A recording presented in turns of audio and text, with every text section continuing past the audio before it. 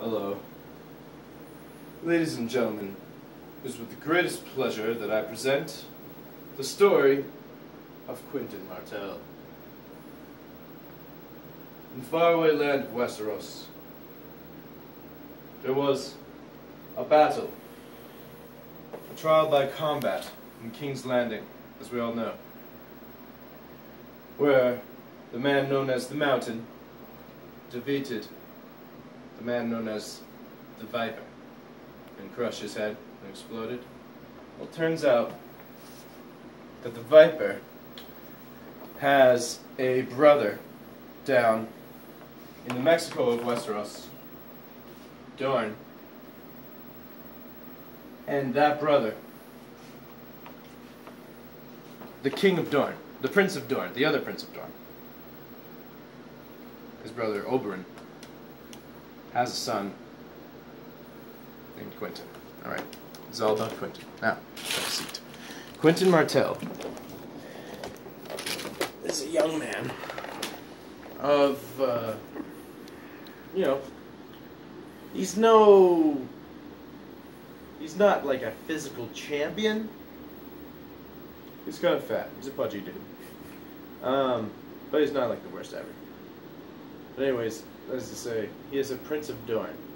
And his dad pretty much sent him away to like a type of, let's call it like a boarding school, where another castle raised him.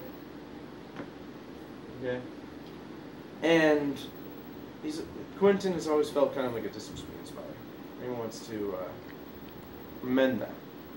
Anyways, all of Quentyn's friends, like, really look up, really don't look up, but they really respect him, like him. They always really try to get on his good side. He has a lot of friends, but he never really trusts any of them because he knows that he's the Prince of Dorne, and they just want him for his money.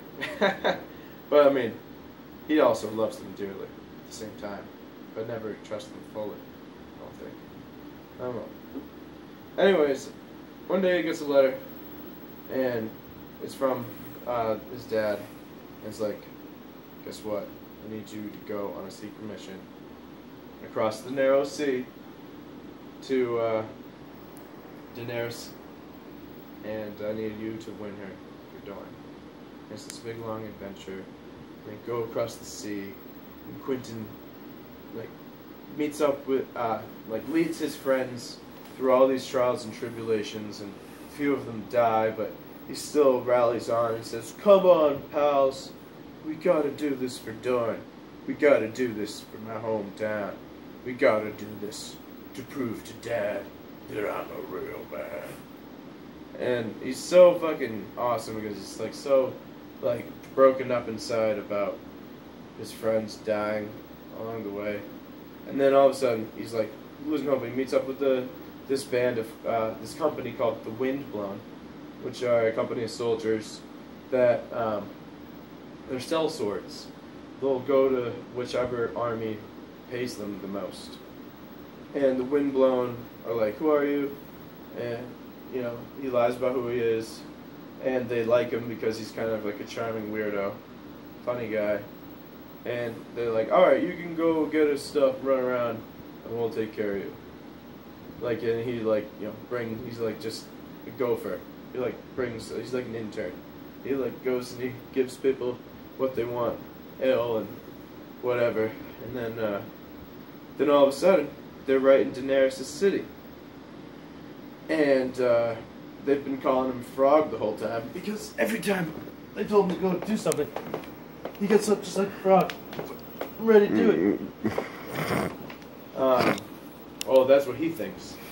But really, it's because he has he's a frog look. It looks kind of like amphibious. But he thinks it's because he's so good at his job. He thinks that he's so fucking fast, hop like a frog.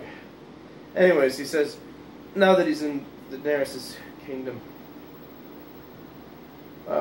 he goes ahead and he says, "I'm not Frog. I'm actually Quentyn Martell of Dorne. And I'm here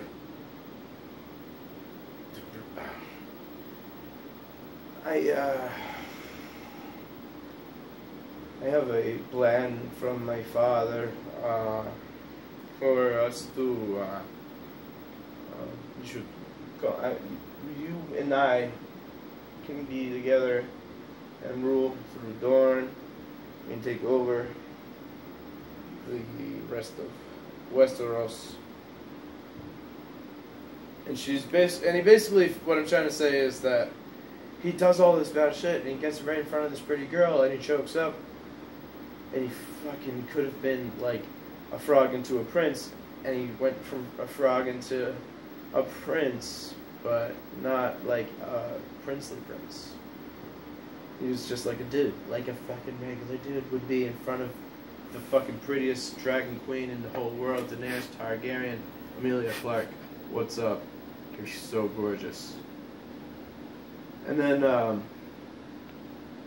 thing that happened is that she's like, I like you as a friend. And I'll put you up, and your friends can have whatever you want. And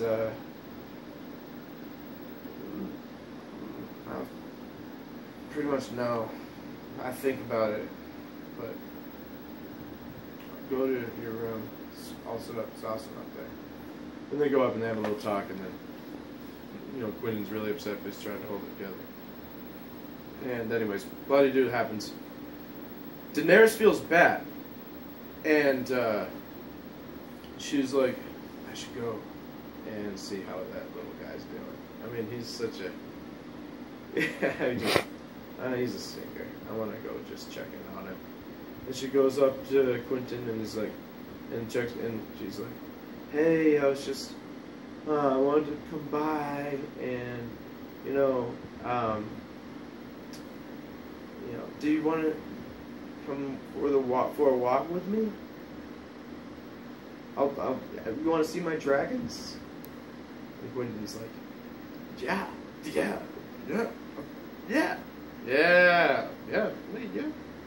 I want to see your dragons.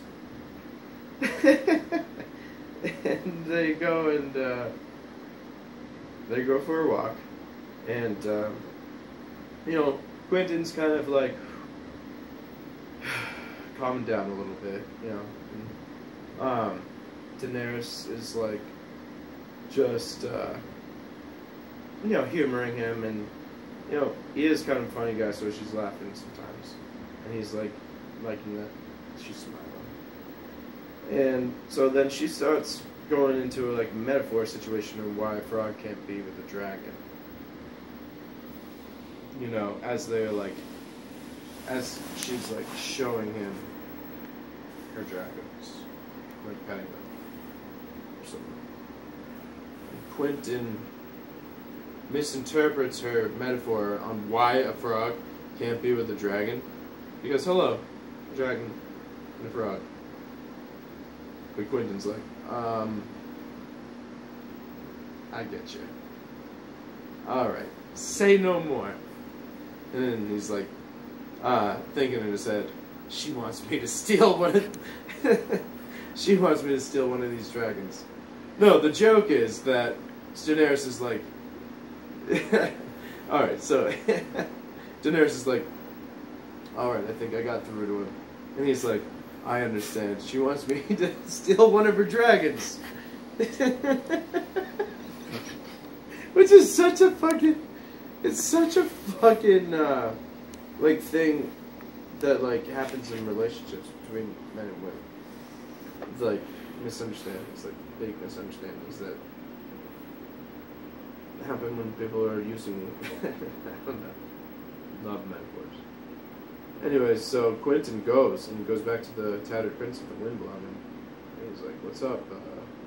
Blah, blah, and go in. It's the best part, and I just can't even talk about what happens next, because it's the best thing, and that's what I did. I already did a video about that.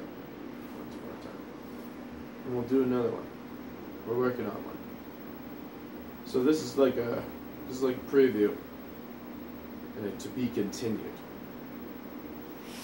also went pro a lot, right?